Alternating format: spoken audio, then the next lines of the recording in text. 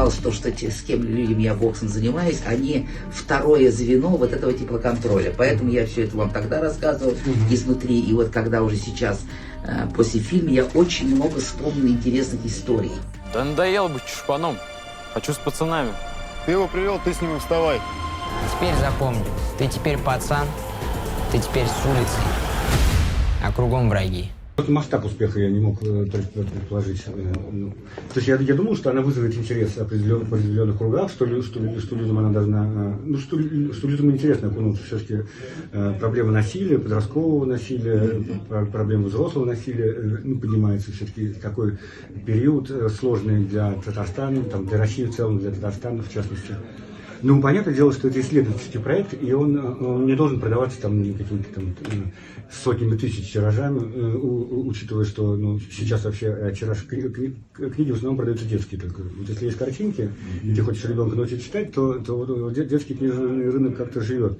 Благодаря выходу сериала, конечно, сейчас как-то книга, как будто бы два издания у нее произошло. В 2020 она вышла, сейчас 2023, когда заканчивается вот уже на следующей неделе пока заключительная серия «Слово пацана», и благодаря этому, конечно, возрос интерес. Я так долго ждал этого дня, вы не представляете.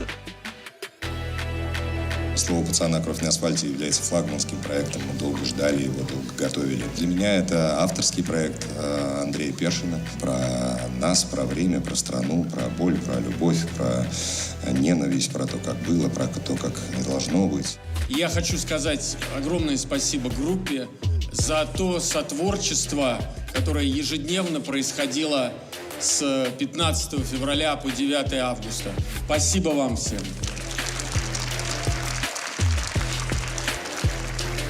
Задавайте вопросы, давайте. Так проще, я не люблю. Да. Самые наболевшие, самые сокровенные, что вас беспокоит, спрашивайте. Что вас вдохновило написать книгу? Раньше про казанский феномен писали кто? Представители силовых структур, и какие-то там бывшие исследователи на пенсии.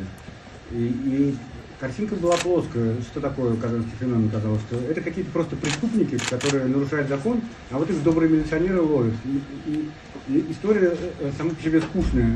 Она не объясняла, что такое группировки, почему они появились, почему они появились в Казани в таком огромном количестве, и зачем, и почему именно там. «Слово пацана» сняли по мотивам одноименной книги Роберта Гараева. Он и сам в юности состоял в казанской ОПГ «Низы», так что достоверно описал жизнь молодежи Татарстана в годы перестройки, так называемый «казанский феномен». В 80-е в Казани и многих городах татарской АССР возникли многочисленные подростковые банды. Подобное происходило по всему СССР, но в Казани масштабы проблемы были действительно впечатляющими. Весь город был поделен между группировками. Буквально за каждый двор шли ожесточенные битвы. В какой-то момент казанские, челнинские, челябинские и другие пацаны начали совершать набеги на Москву и Ленинград и частично взяли под контроль эти города. В общем, пацаны 80-х и 90-х были членами ОПГ со своей иерархией, взглядами на жизнь и четкой задачей – держать улицу и вести борьбу за территорией. А мы что, когда-то не по справедливости? Нет, всегда по справедливости. А что ты дрожишь, ты стоишь? Все нормально, все хорошо. А? Вывод. Простите, пацаны. Пацаны не извиняются. Я хотела узнать, насколько сериал, который сейчас такой популярный, он смог отразить, то, что вы написали в книге. Это вообще как-то совпало вот эта атмосфера или, возможно, герой, или он вообще настолько далек от того, что, что вы написали? Мне кажется, Жора такой большой, Жора Крыжовников такой большой и точный режиссер, естественно, он внимательно читал мою книгу, один из моих любимых моих читателей, потому что он, я с ним обсуждал неоднократно. Прыгни сюда, прям в тело, не сюда. Давай. Никуда не уходи, по центру. Смотри, сначала крикнул изо всех сил, потом толкнул.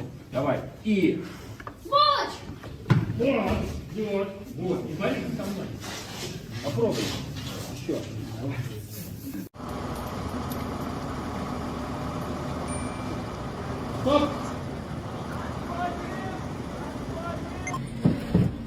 Если ваш вечер проходит примерно так же, и ну, вроде вы ешьте, да, все хорошо, но вот чего-то не хватает, да?